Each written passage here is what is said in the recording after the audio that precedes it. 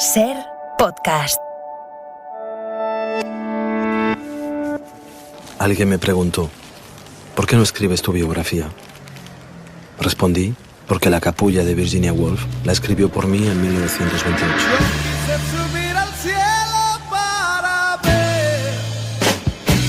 El cine en la Ser con Pepa Blanes.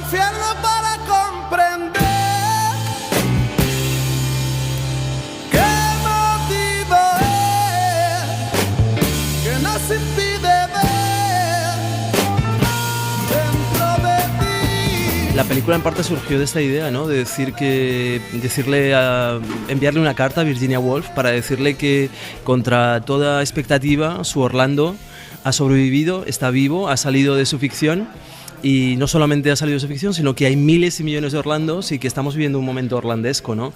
Y que ese momento ya no es como hubiéramos podido imaginar, como una historia de ficción, como si fuera una especie de ciencia ficción, como la gente pensaba que lo era en 1928, ¿no? Sino que es un momento de transformación política increíble, ¿no? Así que sí, bueno, y también quise añadir esa biografía política porque en parte la vida de las personas como yo ha sido siempre puesta en cuestión, amenazada, ¿no? Y si estamos vivos gracias a una reivindicación política, por tanto quería añadir ese pequeño político ahí, ¿no? Aunque es verdad que luego la película, en realidad, la forma de política que la película defiende es una política poética, ¿no? Es una política de cambiarle el nombre a las cosas, de cambiar la manera en la que deseamos, en la que sentimos, ¿no?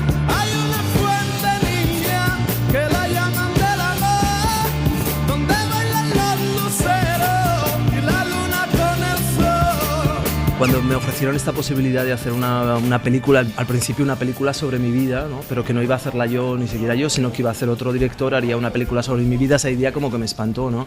Entonces yo pensé, bueno, esto es horrible porque además harán una biografía, es decir, que si imaginamos una biografía es como que casi ya tenemos el relato hecho, ¿no? Sobre todo si imaginamos, si es un hombre ya sabemos más o menos cómo va a acabar la historia, si es una mujer más o menos también, ¿no? Pero, y luego, claro, está como el relato ese tan normativo de lo trans, ¿no? Antes y después, ¿no? Y yo estaba claro que yo no quería que mi vida fuera representada de ese modo, ¿no? Como, digamos, con esa mirada binaria, y por eso al final acabé yo haciendo la película, ¿no? Pero desde el principio supe que yo no estaría, digamos, en frente de la cámara. Yo sabía que yo soy muy tímido, no me gusta nada, yo odio todo lo que tiene que ver con las fotos, eso, o sea, eso es una cosa que ya os contaré otra vez, pero que para mí es como un sufrimiento constante, ¿no? Entonces yo sabía que sería mi vida, pero que mi vida en parte es como está tejida de millones de otras vidas, ¿no? Y que aparte una cosa que yo aprendí con Virginia Woolf realmente, ¿no? Que la vida siempre empieza y acaba mucho antes de que nacemos y mucho después de que morimos, ¿no? Y eso me parece algo realmente fascinante, ¿no? Que siempre como que vives la vida de otras personas que han vivido antes de ti y empiezas a vivir la vida de otros que seguirán viviendo, ¿no? Y por eso al final la película es un poco casi como un taller micropolítico colectivo, ¿no? Yo lo he hecho de una manera muy punk, muy... bueno, luego la estética de la película quizá es otra, ¿no? Pero la forma de hacerla ha sido muy do it yourself, o sea, muy hazlo en casa. Sí, porque también por una precariedad de medios, ¿no? Yo tenía muy poco presupuesto y entonces, pues bueno, hubo que más o menos que inventarse recursos de todo tipo, ¿no? Pero al final también está hecha con la generosidad y la valentía de toda la gente que ha participado, que ha sido increíble. La verdad es que esa comunidad de Orlandos que se ha formado es maravillosa.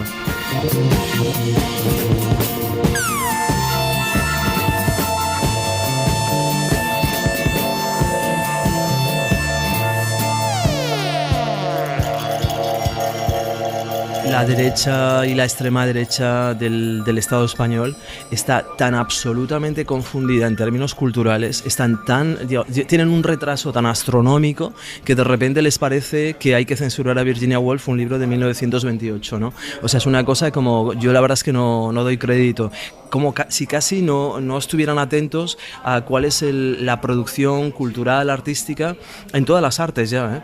Y como si no hubieran visto nada en los últimos 50 años más o menos. menos, ¿no? Yo creo que ellos casi diría que 1928 es incluso avanzado para el lugar en el que están, que yo creo que están más o menos en 1890, una cosa así, ¿no? Entonces, de repente es como, Virginia Woolf. Y es verdad que me llamó mi distribuidor de Atalante aquí y me dijo, es increíble porque están censurando la obra de teatro, con lo cual es posible que nos censuren, ¿no? Pero bueno, no sé, la verdad es que digamos que siempre estamos confrontados a esa posibilidad, ¿no? de la mala lectura, de la censura, pero también, por ejemplo, mi experiencia ahora con los festivales y al haber presentado la película en otros sitios, es que la realidad es como es, independientemente, o sea, es decir, yo creo que el negacionismo de género, por decirlo de alguna manera, de la extrema derecha, no tiene ya fuerza frente a la realidad social y política que estamos viviendo.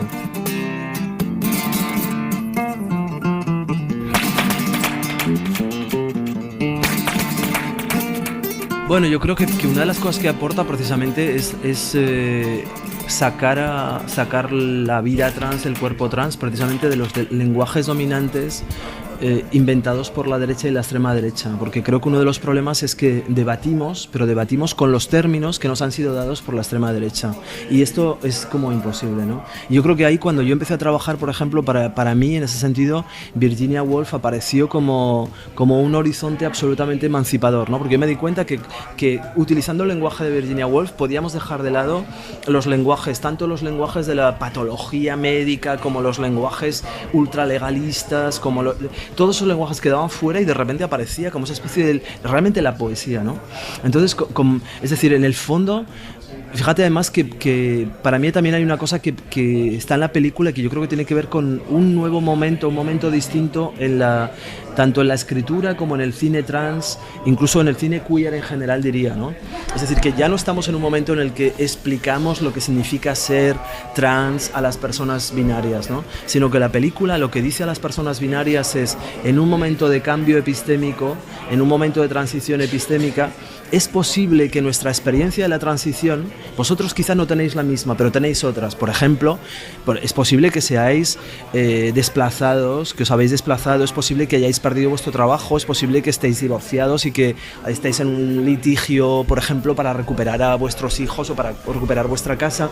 Es decir, creo que todo el mundo, de hecho, incluso con la experiencia del COVID también, la gente ha tenido la experiencia de cómo su cuerpo ha sido regulado de forma casi totalitaria por el Estado, ¿no?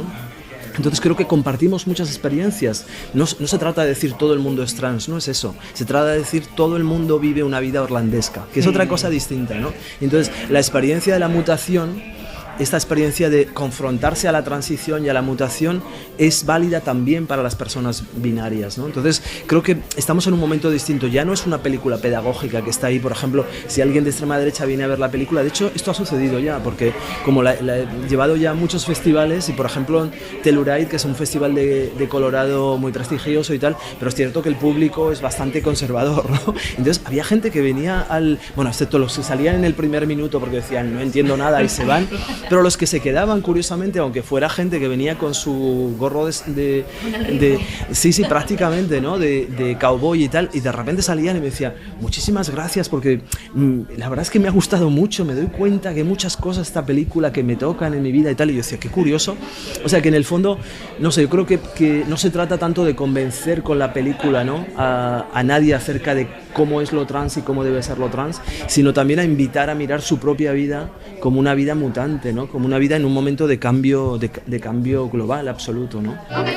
Enfrentada a la tarea de contar mi biografía, me encuentro en la posición en la que estabas tú cuando quisiste hacer la biografía de Orlando. ¿Cómo filmar hoy la biografía de una persona trans? O por decirlo de otro modo, ¿cómo construir una vida orlandesca, una vida de poeta de género, en medio de una sociedad binaria y normativa? Estoy de acuerdo contigo.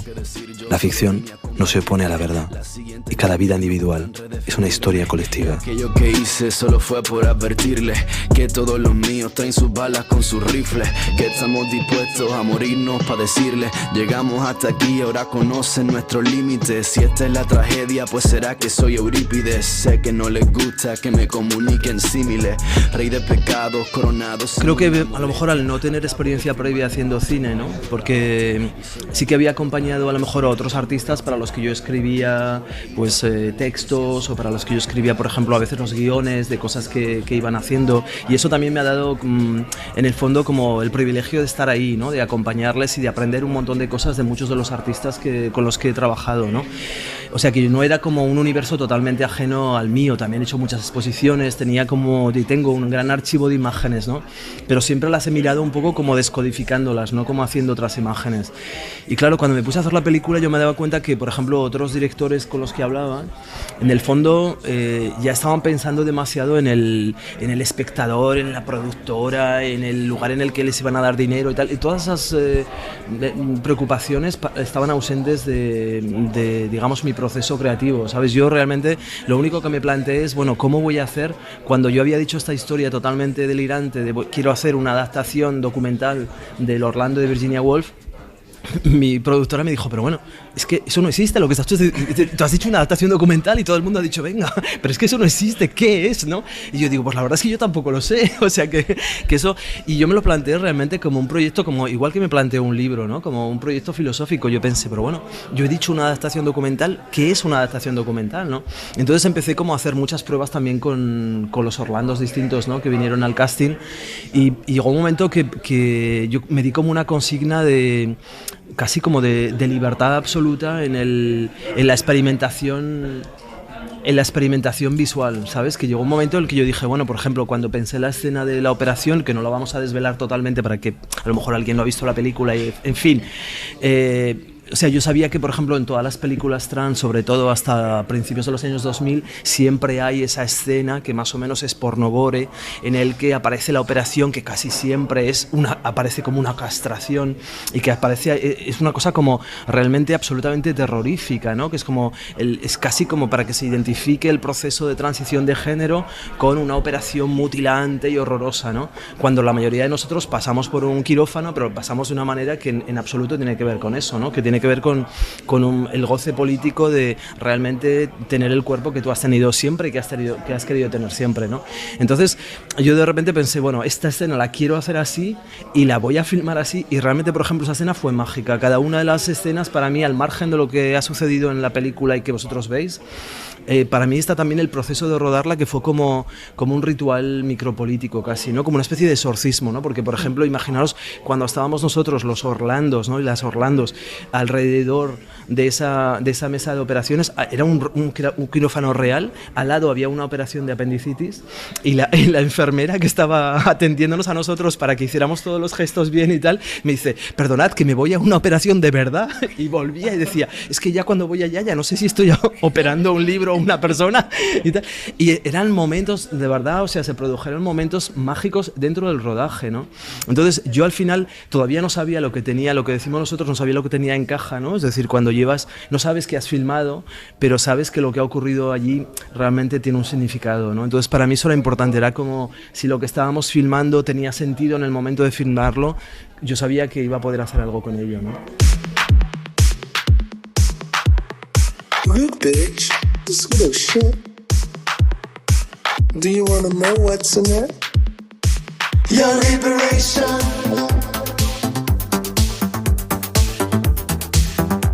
Sin ninguna duda es mucho más difícil hacer imágenes, es muchísimo más difícil, siempre mucho más fácil criticar las imágenes que hacen otros, ¿no?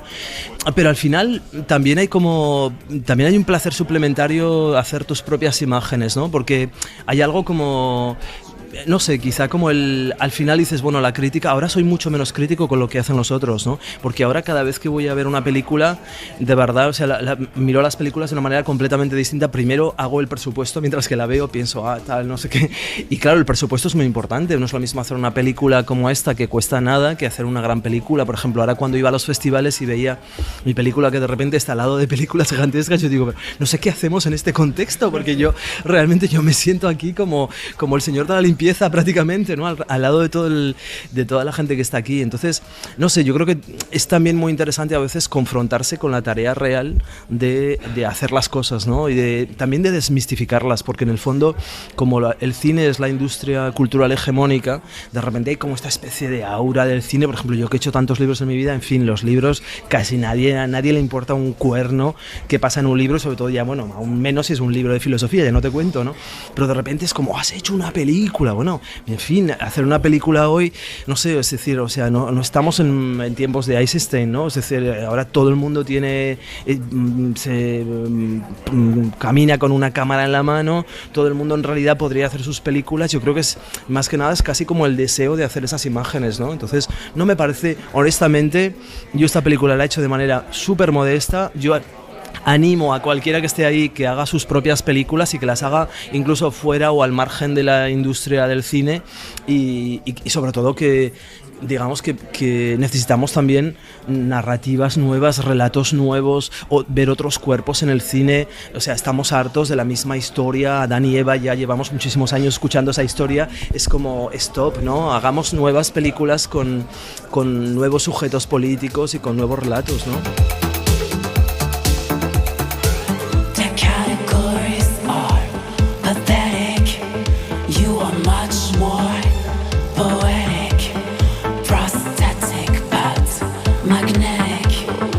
Orlando era uno de los nombres que mis amigos querían darme cuando empecé mi transición de género. Yo no me sentía capaz de llevar ese nombre. Quizá me frenaba la ascendencia aristocrática del personaje, la espesura inglesa de su sangre, su rostro pálido y sus rizos rubios. Nada más lejos de la vida del hijo del dueño de un garaje y de una costurera de un pueblo anónimo del norte de España que la vida de Orlando, inspirada en tu amante, Vita Sackville West. Quizá por eso me llamo Paul y no Orlando. Yo desde el principio, cuando empecé a hacer la película, mi objetivo era salir de la mirada binaria, ¿no? Porque en el fondo yo estaba bastante harto también de esta historia de la mirada masculina, y decía, bueno, a ver, la mirada masculina, ok, de acuerdo, es cierto, es decir, vivimos en una sociedad patriarcal, heteropatriarcal, por lo tanto es una mirada masculina y sobre todo una mirada heterosexual, pero también es una mirada tremendamente binaria, porque en el fondo, es decir, salimos de lo masculino para ir a lo femenino y ya tenemos una serie de códigos establecidos de lo que se supone que es lo femenino, ¿no? Entonces sí que me parecía importante de repente cuando empecé a filmar. De hecho, esa era una de las cuestiones que era más compleja para mí, ¿no? Que la trabajé mucho con mi chef operator, mi director de fotografía, ¿no? Víctor Sebo, que es maravilloso, y pasamos muchísimo tiempo pensando cómo filmar a una persona para que la pregunta inmediata que se hacía todo el mundo cuando venía, por ejemplo, la gente que venía a acompañarnos al set de filmación, siempre decía, pero bueno, ¿es una chica o es un chico? Yo decía, mira, de verdad, o sea, no puedo más, porque es como esa pregunta en el fondo, ¿no? Es como el momento en el que seáis capaces de ver a un cuerpo vivo mutando, haciendo cosas, ¿no? Y dejáis de pensar siempre si para entender lo que está sucediendo tenéis que dar antes prioridad a saber si es un chico o una chica, ¿no? Si es masculino o femenino, ¿no? Entonces es verdad que eso lo trabajamos mucho, ¿no? Que también, por ejemplo, no sé si os habéis dado cuenta que en la película hay ese paso como muy fluido entre el lenguaje de Virginia Woolf y el lenguaje de los propios Orlando, ¿no? Como contar su vida con las palabras de Virginia Woolf, que eso lo trabajamos mucho en talleres de lectura del texto y tal, y luego contar su propia vida también, que todo eso está muy escrito y luego al final lo dicen como muy naturalmente, pero está escrito, ¿no?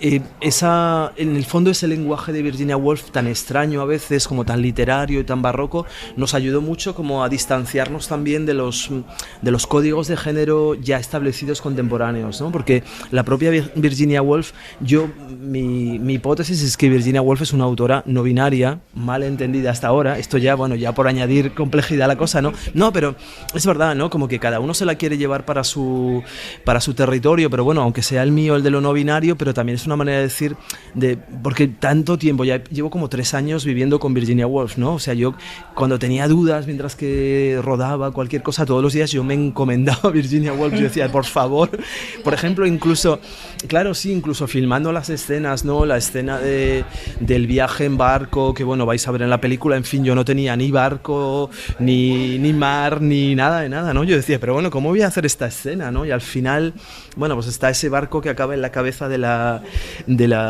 actriz, está un pequeño decorado que hicimos con 4 cosas, ¿no? En el Centro Pompidou, en fin. Y yo todos los días pensaba, bueno, Santa Virginia Woolf, sácanos de aquí, ¿no? Y es verdad que releyéndola mucho yo me daba cuenta que en el fondo el lenguaje de Virginia Woolf es un lenguaje muy no binario, ¿no? O sea, es decir, que tiene esa capacidad de no fijarse nunca, es decir, nunca toma el personaje únicamente por un personaje masculino o femenino, sino que su propia conciencia es una conciencia tremendamente fluida, ¿no? Como que pasa, por ejemplo, puede ir perfectamente de una abeja a una flor, volver a una cabeza masculina, pero tomarla como si fuera el pelo de una reina, y sigue. Esa fluidez me interesaba mucho también para la película, ¿no? Je suis Lily, et dans ce film, je serai Orlando.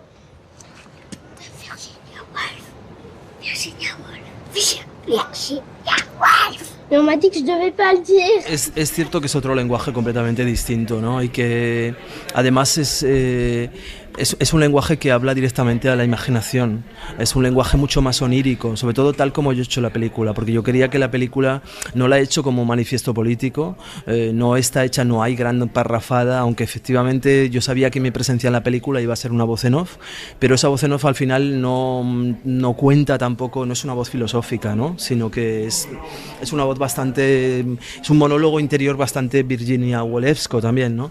Y yo sabía que no sería una película para dar lecciones, yo no quería dar lecciones. De hecho, por ejemplo, como tuve la intuición de cómo iba a hacer la película hablando con los niños trans. Bueno, primero que ellos eran totalmente orlandescos y que eran los que mejor veían la película, y que además hablando con ellos dije, pero es que bueno, es que ellos me dan la clave de cómo tengo que hacer la película, de cómo es este proyecto, ¿no? Y de hecho hablé con Arte y les dije, es que yo quiero hacer un Orlando, pero quiero que sea un Orlando para los niños y los adolescentes, ¿no? Y me dijeron, pero ¿de qué estás hablando? Precisamente estos temas, es que no se pueden, estos temas no, nunca, que sea nunca para los niños. Digo, pero bueno, pero si son precisamente los niños los que en esta cuestión llevan la delantera, ¿no? Entonces, al final yo creo que como que yo también renuncié mucho, por ejemplo, a quizá mi lenguaje mucho más elaborado, porque al final la filosofía no deja de ser, es como la física cuántica, tú necesitas un lenguaje para abordar lo que haces, ¿no?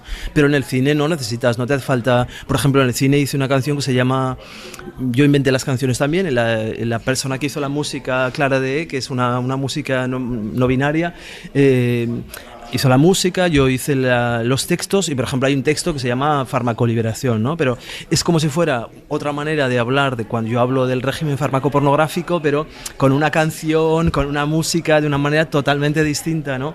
Entonces sí, como que me liberé mucho, digamos, de todo el aparataje más filosófico, ¿no? Y también ha sido súper divertido, la verdad es que ha sido un poco como... Yo crecía en mi colegio de monjas de la época, ¿no? Crecí haciendo mucho teatro, lo cierto, y de hecho después me he acordado que mi propia vida en ese sentido es muy orlandesca, porque la primera vez que yo hice teatro en mi vida lo hice haciendo un personaje femenino, pero como si era un hombre travesti, ¿no? Entonces mi madre me había hecho unas medias con pelos pelos de lanas que salían de las medias, y yo tenía como 12 años y estaba feliz, porque claro, aquello era la prueba última, ¿no? de todo lo que yo tenía en mente ya, ¿no? Entonces, no sé, la verdad es que ha sido muy divertido, y además muchísimo menos solitario que hacer un libro como Dysphoria Mundi, pero también es verdad que he hecho Dysphoria Mundi exactamente al mismo tiempo que la película, y que ese ida y vuelta me ayudó muchísimo, porque había momentos en los que yo estaba en total obscuridad con la película, que decía, bueno, no sé si la voy a poder acabar, no sé si y realmente al final eran momentos en los que yo me volvía mucho hacia la escritura, a pensar lo que estaba pasando, ¿no? O sea, no sé, es verdad que ahora mismo vivo un momento hiperactivo, pero también porque a veces pienso, bueno, es que estamos como en la aurora de una transformación política extraordinaria, ¿no? Entonces, en este momento es necesario hacer estas cosas, ¿no? Entonces, pero en fin, ahora necesito en algún momento pararme, ¿cierto? unas vacaciones, es verdad. Y también aprovecho, bueno, no sé si esto lo vais a dejar, pero yo aprovecho para para agradecer a Sandra Armida, que es una productora española que no participó en la película, pero cuando yo ya estaba a cero de dinero, que ya no podía seguir más, que pensé que ya no la acababa, hablé con Sandra y Sandra me envió un pequeño cheque de 15.000 euros con el que yo acabé la película. Sí, está por aquí. Exacto, y ese pequeño cheque, que para Sandra probablemente no significa nada, para nosotros, que teníamos un presupuesto mínimo, pues hizo que yo pudiera acabar la película, ¿no?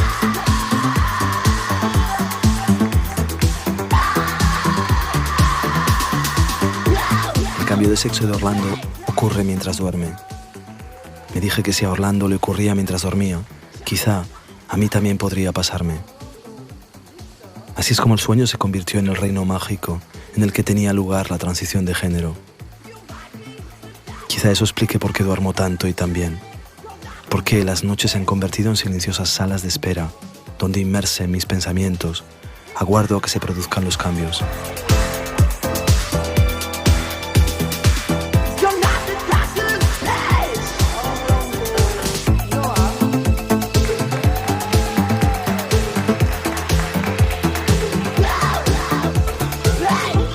Yo sabía cuando empecé a hacer la película, no tenía muy claro cómo iba a ser la película, pero sí que sabía la película que no quería hacer. Y esa película tenía que ver la que no quería hacer, tenía que ver cómo han sido representadas las personas trans en el cine, desde prácticamente los años 50 hasta incluso hoy mismo, es decir, con los registros, que son registros de visibilidad hiperbólica, pero que en el fondo nada tienen que ver con nuestra propia vida, ¿no? Que unos son del cine de terror, es decir, evidentemente el emblema absoluto es Psicosis, ¿no? La película de Hitchcock, en el que evidentemente la persona trans es al mismo tiempo el asesino y acaba siendo asesinado al final de la película, ¿no? Es decir, eso que pasa después, ese relato está en Brian De Palma, pero llega incluso hasta ahora, hasta las películas más recientes, ¿no? Y luego, digamos, otro relato es el relato porno exótico, ¿no? En el que es también casi inevitable, ¿no? En el momento en el que aparece la persona trans, el cuerpo de la persona trans es al mismo tiempo presentado como monstruoso y extraño, pero como totalmente deseable, ¿no? Y como consumible, como objeto visual. Y evidentemente tiene que haber el momento de revelación del desnudo para que se vea realmente si es una persona trans o no. Yo sabía, por ejemplo, que en mi película no habría desnudos, excepto hay un momento en el que se ve una mastectomía trans, que para mí era muy importante que se viera, pero que se viera como un cuerpo absolutamente bello, que no tiene nada que ver con... De hecho, que está fuera de la representación binaria del cuerpo, ¿no? Y sabía que no sería una película, por ejemplo, aunque yo había trabajado mucho sobre el posporno y tal, yo sabía que en esta película no habría sexo, ¿no? Porque es precisamente, yo quería ausentarme totalmente de esos lenguajes tradicionales, ¿no? Representación más pornográfica o de terror en los que se ha caracterizado al cuerpo trans, ¿no? Y luego, evidentemente, que para mí la película tiene algo de utopía en acto, ¿no? Pero no porque yo diga de repente porque hay que ser esperanzador o sino porque yo creo en la potencia de la ficción, ya sea la literatura o el cine, para producir la realidad, ¿no? Entonces, a veces, o sea, por ejemplo, las películas supuestamente realistas que representan siempre la figura de la persona trans que al final acaba muriendo, no son realistas. En el fondo, lo que hacen es producir de nuevo una realidad violenta para el cuerpo trans y para la persona trans, ¿no? Y por tanto yo quería que en este caso no fuera así, ¿no? De hecho, aparte, ninguna de nuestras vidas es así. O sea, nosotros estamos todos vivos, ¿no? Somos todos Orlando supervivientes, y además también, como hay 26 Orlandos en las películas, se ve que hay, bueno, pues gente de 8 años, gente de 78, de lugares muy distintos, con historias muy distintas, pero que son todas historias de supervivencia, ¿no? Así que para mí eso era súper importante, ¿no? Y luego, por ejemplo, en la película hay algo que quizá el espectador no se dé cuenta, bueno, quizá sí, porque son lectores a lo mejor de Virginia Woolf, ¿no? Pero Virginia Woolf era editora de sus propios libros, ¿no? Ella tenía una editorial, porque si no, ¿quién le hubiera publicado en su época, ¿no? En fin, esta es otra cosa interesante, porque es algo parecido a lo que he hecho yo con la película, de hecho, ¿no? Y ella hace que su libro acabe exactamente el día 10 de octubre de 1928, que es el día en el que se publica su libro. Eso nadie lo puede hacer excepto si eres el editor de tu propio libro, ¿no? De manera que cuando el lector está leyendo el libro se da cuenta que ese momento coincide con su propia vida, ¿no? En el caso de la película, si los espectadores que vengan cuando la vean se darán cuenta que la película acaba el 10 de octubre de 2028, ¿no? Es decir, que acaba en una especie de futuro, y es también una forma de casi como de colectivamente apostar por un futuro en el que las cosas se han transformado, ¿no? Y yo quería que de alguna manera también, precisamente porque hago la película para las niñas y los niños trans, ¿no? Que pues yo quería que de alguna manera en 2028 nos volviéramos a reunir todos, ¿no? Porque de hecho, por ejemplo, algunos de los niños también han crecido durante el proceso de hacer la película, que ha sido maravilloso, ¿no? Porque yo empecé trabajando con Rubén, que tenía 12 años prácticamente, no sabía leer el Orlando, ¿no? Y de repente, o sea, como que creció, su adolescencia la hizo leyendo ese libro, ¿no? Entonces, no sé, hay como ha habido momentos tan esperanzadores y tan bonitos de lo que hemos vivido juntos que en fin, que yo quería que la película fuera esa utopía en acto, ¿no? Quizá no sepas que en el siglo XX, justo después de tu muerte, las hormonas empezaron a ser comercializadas por la industria farmacológica, pero no solo para nosotros, las personas trans, sino para fabricar la píldora anticonceptiva. Las hormonas utilizadas por las mujeres trans y las que contiene la píldora son, de hecho, exactamente las mismas. La única diferencia es que para las mujeres heterosexuales cis, la prescripción es automática, mientras que para las mujeres trans depende de un diagnóstico psiquiátrico.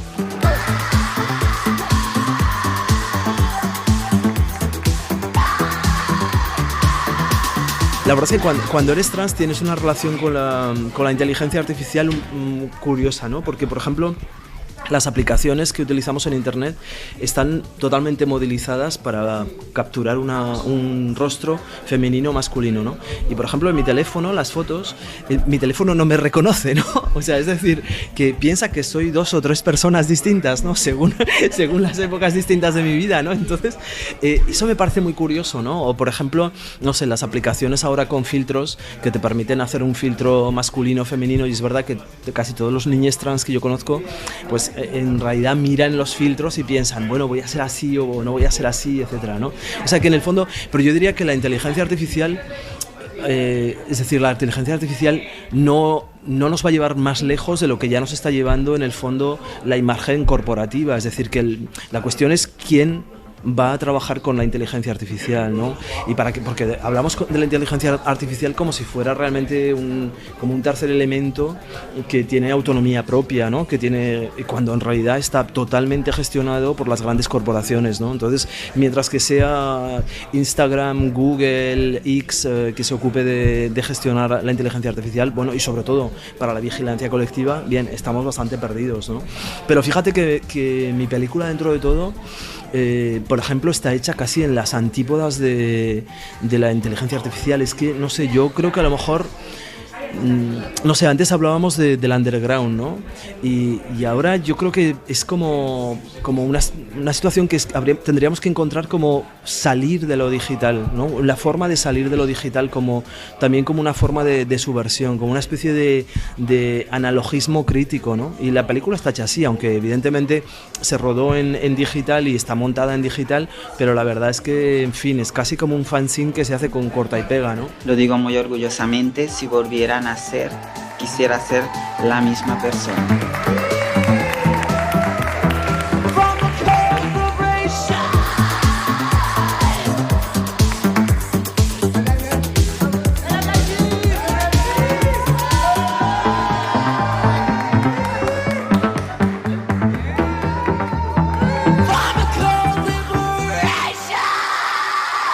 Suscríbete al Cine en la SER.